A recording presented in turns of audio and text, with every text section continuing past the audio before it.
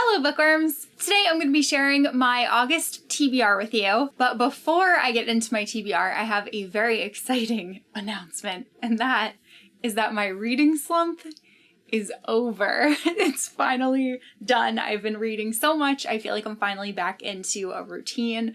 I've been waking up early to read, I've been trying to read at night before I go to sleep. I've been listening to an audiobook on my commute to work. So I'm like full force back into my old reading routine, and it's been just like amazing. But with that being said, I have had a severe lack of fantasy reads this year. I've been reading mostly like contemporary, nonfiction, some literary fiction, like all different kinds of things. And I finally, like in July, got back into like fantasy mode, which is so exciting because fantasy is my favorite genre. Fantasy books always end up being my favorite books. So I'm going to be riding this fantasy train for like as long as I possibly can. My August TBR is largely fantasy books. In fact, they're very large fantasy books for the most part, but I'm like ready to go. I'm confident. I think I'm gonna do pretty well on this TBR. I would be surprised if I read everything because I do have like quite a pile here, but I feel good about this. I feel like I haven't felt this good about a TBR probably all year, if I'm being honest. Okay, so first up, I am planning on finishing reading The Shadow Rising by Robert Jordan. This is the fourth book in the Wheel of Time series. I have been very slowly reading this book. In fact, I looked it up on my reading spreadsheet and I think I started reading this one like back in April. I like really wasn't like actively reading it. I think I read like a little bit in April and then I kind of didn't read it again until very recently. But now I'm about halfway into it and I'm definitely planning on finishing it in August. And once I do, I also want to pick up the next book in the series, which is The Fires of Heaven. And my goal is to like constantly have one Wheel of Time book in my rotation so that I can get through as many of them as I possibly can before the show premieres in November. I'm so excited that we finally have a release date. I just want to like read as much Wheel of Time as I possibly can. Next on my list is Merlin Ascends by Josiah Bancroft. I have a copy of this somewhere and I could not find it before I started filming this video, so I'm going to need to look for that once I finish because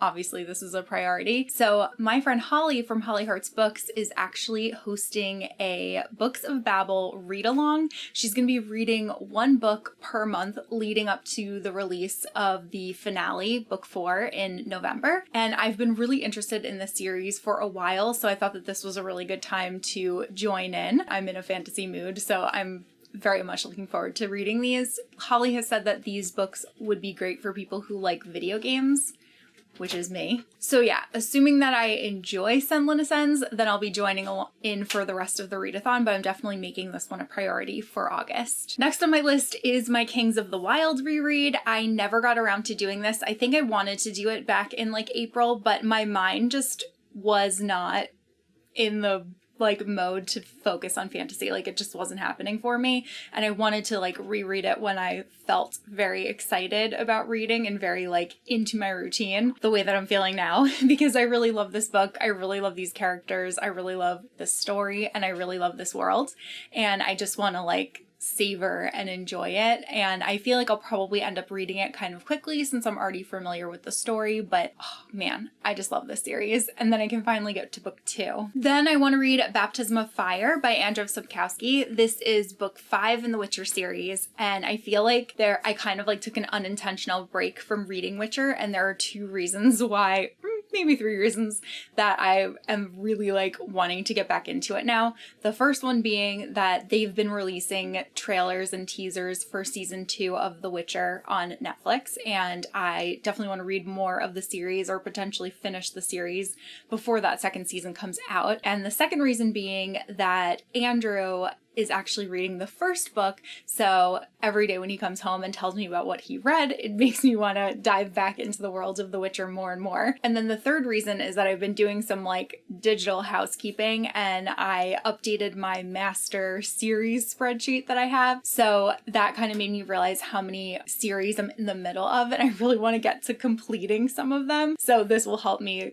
like move along and get closer to completing the Witcher series. Next, I really want to read Assassin's Apprentice by Robin Hobb. I've been wanting to get into the realm of the Elderlings like forever. This is the first book in the first trilogy in the realm of the Elderlings. The first trilogy is called the Farseer trilogy, and this has probably been on my TBR since like I started BookTube, but now that I have these really beautiful illustrated editions and I just got like the final one sent to me, I really want to start reading the series. I really want to make it a priority. I have a feeling it's going to be something that I love. We're following a character named Fitz who has the ability to like have some kind of magic link with animals, but once he gets adopted into a royal family, he has to give that up because the royals don't like that ability, which I think is called wit. Then also when he gets adopted, he starts training to become an assassin. And I think that while some of the later books in the series do follow other characters, he is still like a constant that's kind of like in everything, and like it really does focus on him. So it really like builds the foundation for the rest of the world. And I am really excited to read it. Then I want to read Edge Dancer by Brandon Sanderson. As you guys might remember, Oathbringer is on my list of 12 books that I have to read in 2021. But before I read Oathbringer, I need to read Edge Dancer. This is the novella that takes place between Words of Radiance and Oathbringer. And while it doesn't follow the characters that are in like the main Stormlight Archive series, I have no doubt that this will play heavily into the world building and the lore that does connect to the main series. Very excited to read this one. I know we're following a character named Lift, and I don't really know too much else about it. I'm just gonna go in and be in Roshar. I also want to read Malice by John Gwynne. This is another series starter, which I probably shouldn't be starting another series, but I have been really interested in reading these. I believe this is a grimdark fantasy, and I've been hearing about how quickly this reads and how digestible the world and the story is, and I definitely love some quick-paced fantasies, and if I like it, then I'll pick up the rest of the books in the series, but it's one that I just like have wanted to read for a while. I finally got the first book like a month or two ago, and I do not want this to be one of the books that just like sits on my TBR cart forever, so I wanted to make it a priority. I felt like when I was trying to read the synopsis, my mind just like wasn't processing the synopsis, so I don't really know too much about what this is going to be about, but I do know that there are giants and worms and angels and demons and pirates, so I'm in. Then I want to read Exile by R.A. Salvatore. This is the second book in the Drizzt trilogy, the Legend of Drizzt trilogy. It's a Forgotten Realms novel, and I want to finish up this first trilogy so that I can read the Icewind Dale trilogy, which is probably the most popular of all of the Drizzt trilogies, because he's written quite a few Drizzt books. I really liked the first one when I read it. Drizzt is a dark elf, but he has a conscience, so he kind of clashes with the rest of his people. This just continues his story on. I found that the first one read really quickly, so I think that this will be like a good palate cleanser between some of the denser fantasy that I have on my list for this month. And then a couple of non-fantasy reads that I have. I would really like to read The Inheritance Games by Jennifer Lynn Barnes. I've been meaning to read this one since it came out last year. It kind of has like West End game vibes, and it's also like a little bit of a Cinderella story. It's following a character named Avery. Her entire life changes when this billionaire dies, and he basically leaves his entire fortune to her. But in order to claim it, she has to move into the Hawthorne house, which is where the rest of this billionaire's family lives, who just like passed all of them over in favor of her. There's some kind of like mystery element to it, and I believe the billionaire is kind of eccentric and likes puzzles and riddles, and a lot of the rooms have like different clues and stuff in them. So I wanted to read this one before book 2 comes out, which is in September. I feel like I'm going to love it. I usually love all of Jennifer Lynn Barnes's books. Then I've got That Weekend by Kara Thomas. This is another one that I think I'm going to love. I have loved all of Kara Thomas's other books too. This is a young adult thriller novel. It was actually on my most anticipated list on the last one that I did.